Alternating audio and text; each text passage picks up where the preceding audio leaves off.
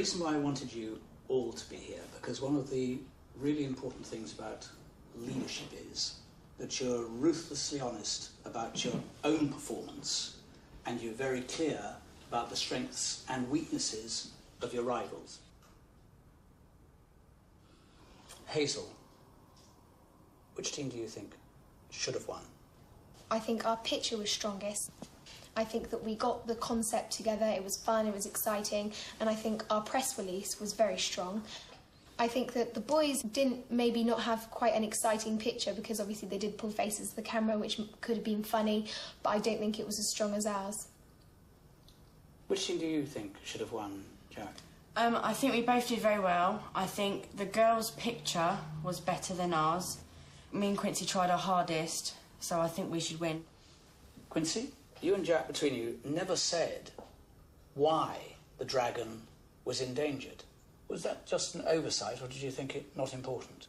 Well, we tried our best to make it as like, snappy. The press release is the basis of the article, isn't it? Yeah, well, I wasn't team leader, so Jack decided that he wanted to just do the press release, but I asked him if I should join in, because I was really interested in doing the press release, but he was very eager to do it by himself, but that was his choice. You didn't want Quincy to collaborate with you? No, I wanted his help. I said to him I'd write one and then he could put things in. It's just that I haven't really done a press release, and I know that Quincy at school has done things like that, and I just wanted to give it a go. But Quincy read it and we both agreed on it. But I didn't say, Quincy, you're not doing it. Hazel, facts are important, aren't they? Yep. It was a powerful image, the bananas being held. Did you not know, between you, it's not part of the natural diet of the tamarin? I said that.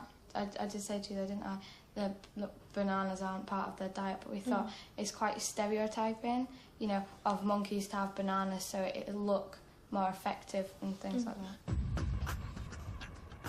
Well, the verdict of the panel was, you two boys, that you were the losers. You two girls were the winners. So you two are safe. Thank you very much. Thank you. Well done, girls. Thank you. Good luck. The girls actually won by 4 votes to 1. Delighted to you. We are in the semi-final. Oh my goodness, a girl is going to win. We are amazing. Who do you think will go there? Now Jonathan has a tough decision, as both boys have come such a long way. We're going to start off. Jack's humour and skills as an entertainer have always pulled him through. How deep is it? Very deep. Quincy learned his languages perfectly Quincy. and led his team to victory in the ambassador's reception. Whoever survives today's elimination will make it into the final 3. That looks good, that looks good. When you were rounding up the performers, it looked to me like total chaos. Who was meant to be doing what? Well, I was going to introduce, like, what we were talking about, the Komodo dragons nearly being extinct, and I decided to do that using the megaphone, so I could immediately attract all of the people on Oxford Street. But you were running around like headless chickens in the end, weren't you? Yeah. Weren't you, Jack? Yeah. I said to everyone that I had, can we go over to this area for a photo? People were saying, oh, how long is this going to take? And that's when we were trying to get them back, and then they were going. But it wasn't very good teamwork, was it? Well, it was at first. It was at first because But it fell apart. Well, we didn't mean for it to fall apart. No, I'm sure you didn't mean for it to fall apart. Yeah. No one ever mean for it to fall. It fell apart, didn't it? Well, you could say that, but it was just I want you to acknowledge that that's the fact. Whatever the reason might be, it fell apart. Yeah.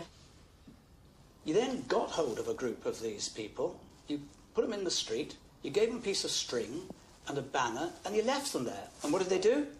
They got bored, or they felt stupid, can't blame them, and they scarpered. Who was responsible for that? Who should take between you the greater responsibility for that mess? As team leader, I tried my hardest to work well. We had our ideas. Sometimes I was trying to tell Quincy things, but some of the times he wasn't really acknowledging what I was saying. So it's your fault, Quincy? I certainly don't think it's my fault. I was urging Jack to come and help me because I was trying really, really hard. Maybe I might have acted more like a leader than him because I just wanted to secure the win. I think, Quincy, that you've got more confidence as you've gone along, better able to make your case. And I think you've demonstrated that you've got just a little bit too sure of yourself. You think you're listening, but actually you're being a bit assertive, a bit bossy. You pretend that you aren't, but you are being. Jack, you've been a very good performer all the way through. You've made people pay attention. But you haven't, in this case, demonstrated that you're the leader that should get right to the end.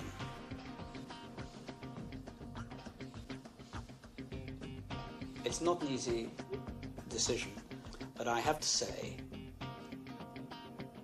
Jack, your campaign's over. Okay. Thanks very much.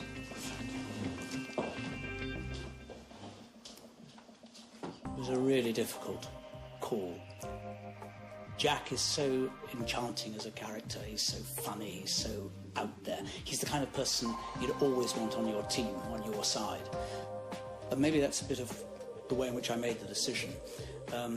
In your team, he hasn't yet quite shown in the competition that he is the person who ought to lead the team. Jack, it was a very difficult task, wasn't it? Yes, very, very hard today, very challenging. How well do you think you did?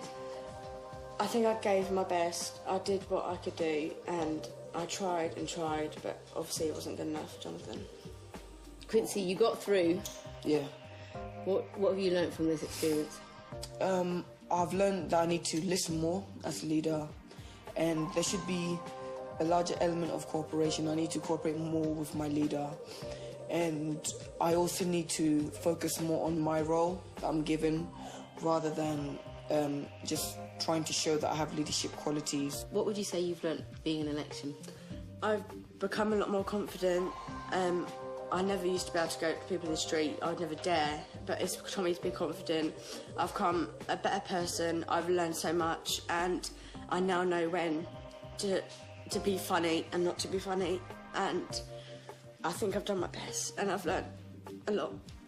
You've done so well. To get to the last four is a massive achievement, and you have to remember that. And you've got such a wonderful personality.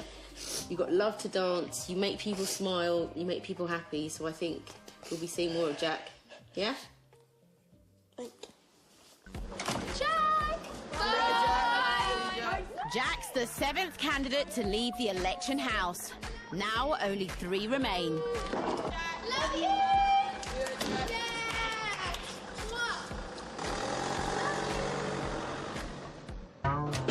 Next week, our final 3 candidates hit the campaign trail and head for Edinburgh. They'll have to bust campaign songs